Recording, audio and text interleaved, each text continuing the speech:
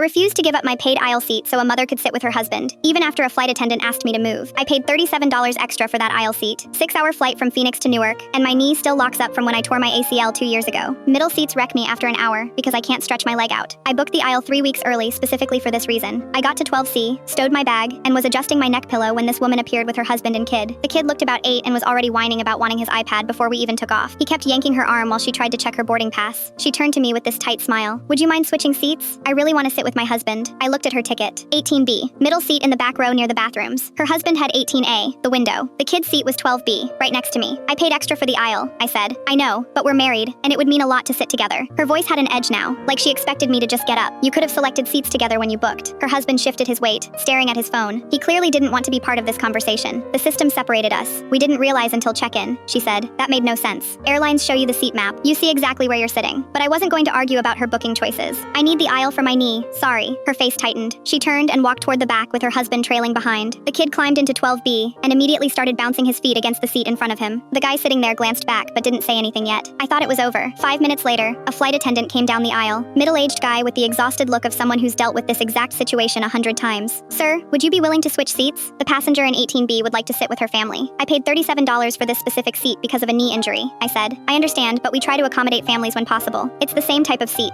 "It's not the same. Mine's an aisle in a good row. Hers is a middle seat in the last row next to the bathroom." He sighed like I was being difficult. "We're just trying to help out a mother who wants to sit with her family." That's when it clicked. I glanced at the kid in 12B, then back at the flight attendant. "Her kid is literally assigned to the seat next to me," I said, loud enough for nearby passengers to hear. "She doesn't want to sit with her kid. She wants to ditch him next to a stranger so she can relax with her husband." The lady across the aisle looked over. The teenager in 12A pulled out an earbud. Even the guy getting his seat kicked turned around. The flight attendant blinked. "Is that accurate?" The mother was already storming back up the aisle. Her face flushed. "That's not what this is about." "Then why is your son sitting in 12B while you're asking me to move so you can sit in 18B with your husband?" I said. She opened her mouth but nothing came out. The flight attendant's expression changed. He wasn't trying to help her anymore. "Ma'am, if your child is ticketed for 12B, that's where he needs to sit, unless another passenger volunteers to switch." "This is insane," she snapped. "I just wanted to sit with my husband for one flight. Your husband can switch to the middle seat in your row if you want to sit together," I said. Her husband, still standing uselessly in the aisle, mumbled something about it being fine and started walking back to row 18. He looked like he'd rather be anywhere else. She shot me a look that could have melted steel. "You're a real jerk. And you tried to stick a stranger with babysitting duty for 6 hours," I said. She grabbed her kid's arm and yanked him out of 12B. He started whining louder as she dragged him toward the back. I could hear her arguing with her husband about who had to sit in the middle. Eventually, she ended up squished between her kid and some other passenger, while her husband took a different seat someone else agreed to swap for. The flight attendant came by 20 minutes later with the drink cart. He handed me a full can of ginger ale instead of the usual half cup and slipped me 2 bags of pretzels without a word. Just gave me this tiny nod. I stretched my bum knee into the aisle whenever the cart wasn't rolling through and listened to podcasts for 6 straight hours. $37 extremely well spent.